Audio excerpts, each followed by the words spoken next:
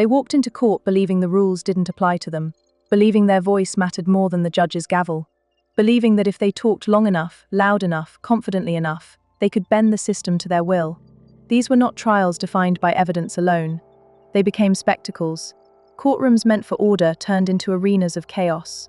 Defendants argued over judges, insulted prosecutors, dismissed their own lawyers, and treated life-changing hearings like personal stages. They interrupted, they shouted, they mocked authority. Some even believed they were smarter than the system designed to judge them. What they didn't understand was this: a courtroom is not a debate, and it is not a place where volume equals power.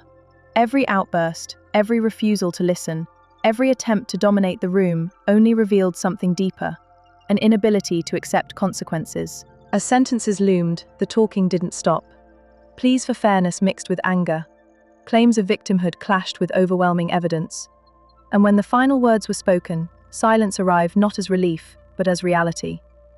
This is a story about defendants who thought their mouths would save them, and how, in the end, it did the exact opposite. The courtroom is designed for order. Every movement has a place, every voice has a turn, and every rule exists for a reason. But from the moment Franklin Williams stood before the judge for sentencing, it was clear he had no intention of following that structure. He didn't see the courtroom as a space of authority. He saw it as a battleground, one where volume, persistence, and confrontation might somehow change the outcome. The judge made it clear this was not a discussion. He would hear from the attorneys, and Williams would have his chance to speak later. Williams refused to accept that. He accused the court of trying to take his life, framing the sentence as a personal attack rather than the consequence of his actions. Every instruction to be quiet became another trigger for argument. What unfolded next was not a single outburst, but a pattern. Over the course of a 54-minute hearing, Williams interrupted nearly 60 times. He talked over the judge, talked over his lawyers, and talked through warnings that became increasingly direct. The courtroom atmosphere shifted from tense to unstable. At one point, the judge issued a stark warning. If Williams did not stop speaking, he would be gagged. It was not said theatrically. It was said as a last resort, a reminder that the court had tools to enforce order. Williams continued anyway. Seconds later, deputies stepped forward and taped his mouth shut. The transformation was immediate. A courtroom that had been consumed by noise fell into silence. Williams struggled briefly, then sat restrained, his words physically removed from the process he had tried to dominate. The judge warned him again. Any attempt to spit, bite, or injure deputies would only make things worse. The moment shocked everyone watching. Videos spread rapidly online. Public reaction was fierce and divided. Some saw the judge's action as necessary. Others saw it as excessive. The attention grew so intense that Judge John Russo did something almost unheard of. He issued a public apology and recused himself from the case. A new judge would complete the sentencing, but the damage had already been done. When Williams was finally allowed to speak again, his tone shifted. The anger gave way to pleading. He begged for mercy. He insisted he was not an animal. He asked the court to see him as a human being who deserved fairness. The new judge listened patiently, then delivered the sentence. 24 years in prison. Williams believed that talking, arguing, interrupting, resisting would protect him. Instead, it hardened the court's perception and cemented the image of a man unwilling to accept responsibility. And Franklin Williams was not alone. Across courtrooms in the United States, a different kind of defendant has emerged, one who believes silence is weakness and that control can be seized through confrontation. These defendants reject trained legal counsel, dismiss courtroom protocol, and treat trials as stages rather than proceedings. Their behavior is not accidental. It is rooted in the belief that authority can be challenged into submission. Few cases illustrate this more clearly than that of Darrell Brooks. From the beginning, Brooks made it clear he would not behave like a typical defendant. He fired his lawyers and chose to represent himself, not because it strengthened his defense, but because it gave him direct access to the microphone. He argued with the judge relentlessly, questioned her authority, and repeatedly demanded explanations for rules that were not optional. At times, his behavior became so disruptive that he had to be removed from the courtroom entirely.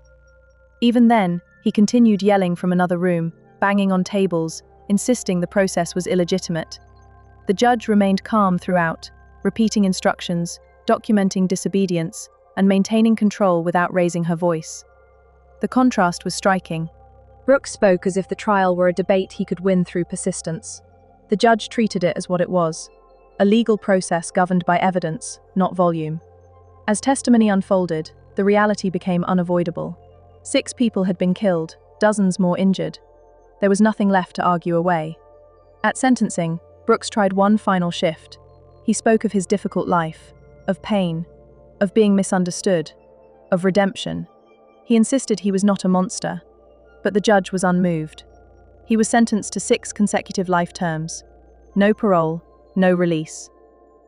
In case after case, the pattern repeats. Defendants mistake noise for power. They confuse being heard with being persuasive.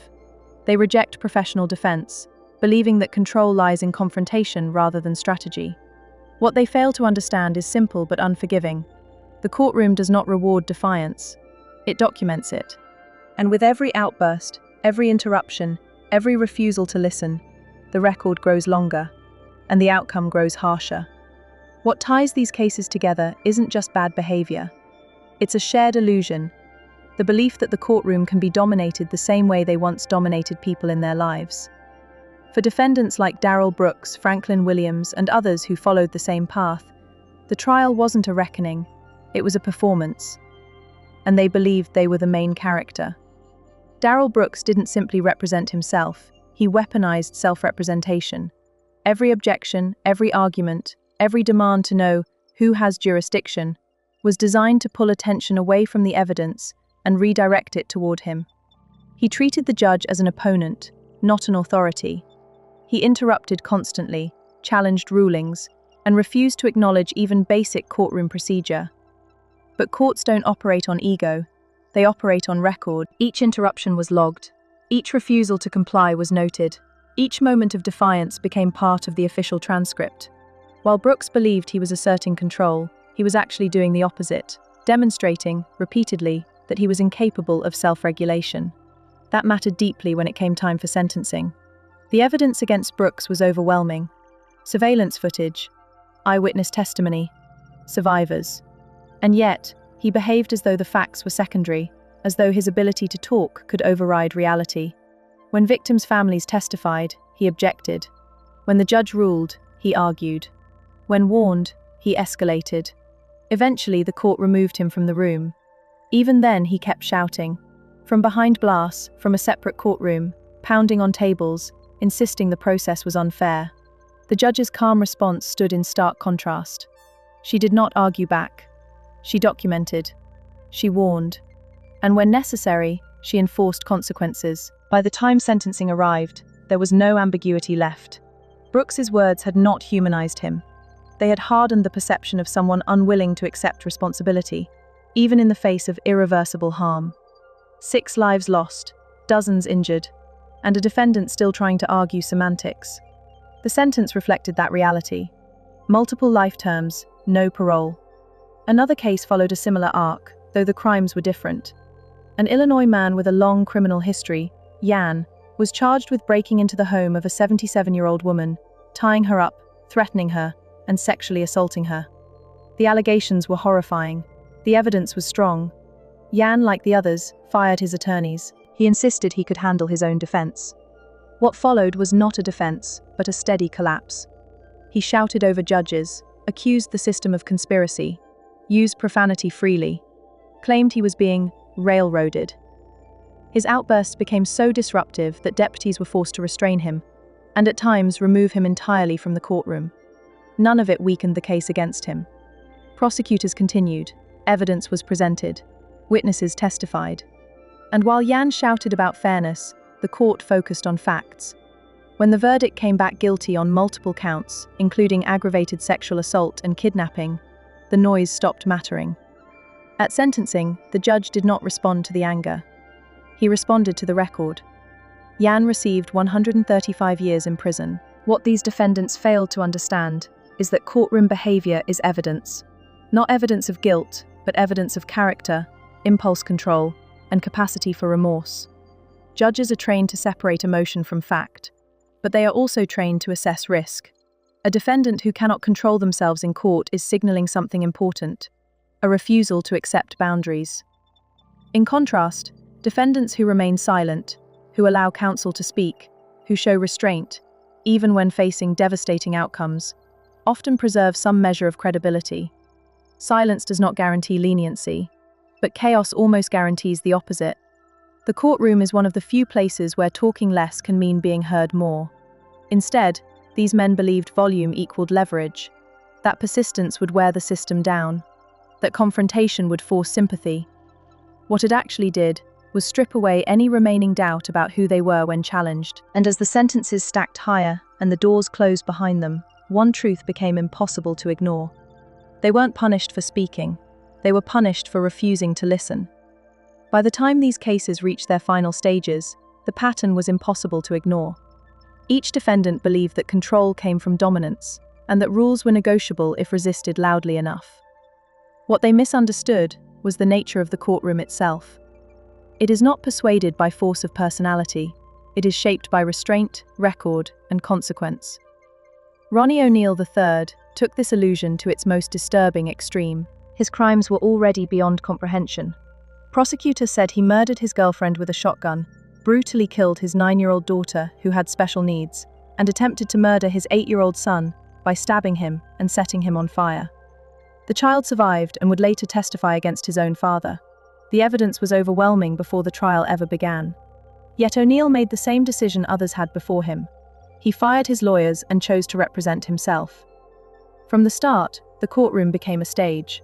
O'Neal shouted during opening statements. He argued with prosecutors. He raised his voice at the judge. He treated the proceedings less like a trial and more like a performance meant to shock and intimidate. At times, it seemed as though he believed volume could erase facts.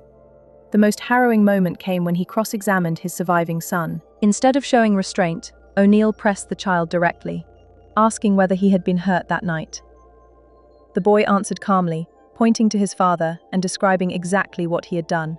There was no drama in the child's voice, no anger, just truth. In that moment, the contrast was devastating. On one side stood a man shouting, posturing, and deflecting. On the other, a child quietly describing the violence he survived. No argument could undo that. No outburst could overpower it. Whatever control O'Neal believed he had evaporated in seconds. Still, he continued. Throughout the trial, he accused the system of conspiracy. He framed himself as the real victim. He insisted that he was misunderstood. When warned to lower his voice, he complied briefly, then escalated again. Each warning became another mark in the record. Each refusal another confirmation of who he was under pressure. At sentencing, O'Neal once again tried to take the floor. He spoke about pain, about love, about how he wasn't sorry for things he claimed he didn't do, while simultaneously admitting wrongdoing in the same breath. The judge stopped him firmly. The courtroom would not become his stage again. The sentence was decisive. 3 consecutive life sentences plus additional years, ensuring he would never walk free. What united O'Neal with Brooks, Williams, and Yan was not the type of crime they committed, but how they responded to judgment. None of them entered the courtroom prepared to accept responsibility. They entered prepared to fight authority itself, and courts do not negotiate with defiance. Judges are not there to be convinced emotionally. They are there to evaluate conduct, evidence, and risk. A defendant who demonstrates repeated contempt for rules, for procedure, and for human boundaries is showing the court exactly who they are when unchecked. That matters profoundly when determining sentences meant to protect the public. Ironically, many of these defendants claimed they wanted fairness. Yet fairness requires participation in the process, not sabotage of it. It requires listening as much as speaking. It requires understanding that restraint is not weakness. By rejecting professional counsel, they rejected strategy. By refusing silence, they forfeited credibility. And by turning trials into spectacles, they ensured that the record against them would be as long and unforgiving as possible. The courtroom did not silence them out of cruelty. It silenced them because order must exist for justice to function. By the time the final sentences were handed down, the courtroom chaos had already done its work. Not by changing verdicts or altering evidence, but by shaping how each defendant would be remembered, and how dangerous they appeared when faced with authority. What these cases reveal, more than anything else, is a fundamental misunderstanding of power. Power in a courtroom does not belong to the loudest voice. It belongs to the process. Franklin Williams learned that when his interruptions turned a sentencing hearing into a viral spectacle. Darrell Brooks learned it when his endless objections and refusal to acknowledge the court were quietly documented, line by line, until there was nothing left to debate. Ronnie O'Neal learned it in the most devastating way possible, when a child's calm words outweighed every aggressive question he asked. Each of these men believed they were asserting control. In reality, they were surrendering it. Judges are trained to remain calm, not because they are unmoved, but because they understand something defendants like these do not. Emotion does not override record. Volume does not erase facts. And defiance does not create doubt, it creates clarity. Every interruption, every refusal to follow instructions, every attempt to hijack proceedings becomes part of the story the court tells about risk, remorse, and responsibility. There is a reason experienced defense attorneys advise restraint. Silence, when used correctly, is not weakness, it is strategy. A defendant who allows counsel to speak, who shows composure even in the face of devastating outcomes, preserves the possibility, however small, of being seen as capable of change. That possibility matters deeply at sentencing. Courts are not persuaded by outrage, they are persuaded by accountability. What makes these cases especially striking is how similar the outcomes were, despite the differences in crimes. Armed robbery, mass murder, sexual assault, domestic annihilation. The offences varied, but the courtroom behaviour followed the same pattern. Each defendant framed themselves as the true victim, each claimed unfair treatment, each accused the system of targeting them. And each, in doing so, demonstrated exactly why the system could not afford to trust them. When judges assess sentencing, they are not only weighing past actions, they are assessing future risk. Someone who cannot follow basic courtroom rules, who cannot stop talking when ordered, who cannot control themselves in the safest and most structured environment imaginable, is signaling something unmistakable. If they cannot respect boundaries there, why would they respect them anywhere else? That is why these sentences were so severe. Not because the defendants spoke, but because what they said, and how they said it, revealed who they were. In several cases, the defendants themselves later tried to reframe the narrative. They claimed their outbursts were expressions of frustration, that they were overwhelmed, that they were misunderstood. The courtroom gives defendants a chance to speak, but it also demands they listen.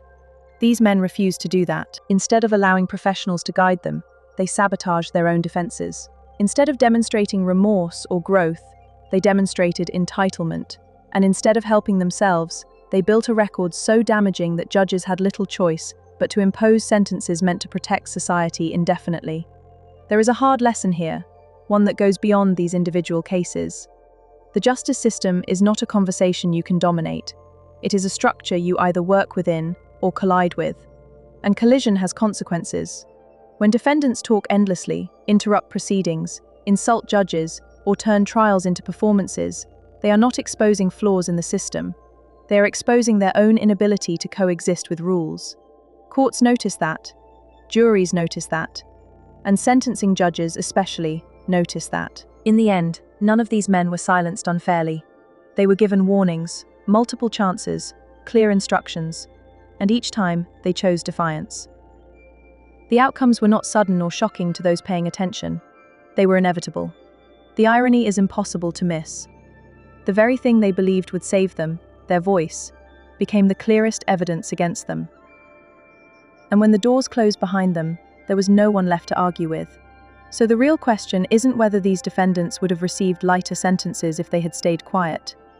The question is why they believed they were the exception to rules that have never bent for anyone. If this story made you think differently about courtroom power, justice, and the cost of unchecked ego, take a moment to engage with it. Share it with others who are fascinated by how psychology and law collide. Leave your thoughts below. Do you think silence would have changed anything? Or were these outcomes inevitable from the start? If you want more stories that break down real cases, courtroom dynamics, and the moments where people seal their own fate, make sure to like, subscribe, and stay connected. Because in the justice system, what you do under pressure matters just as much as what you did before.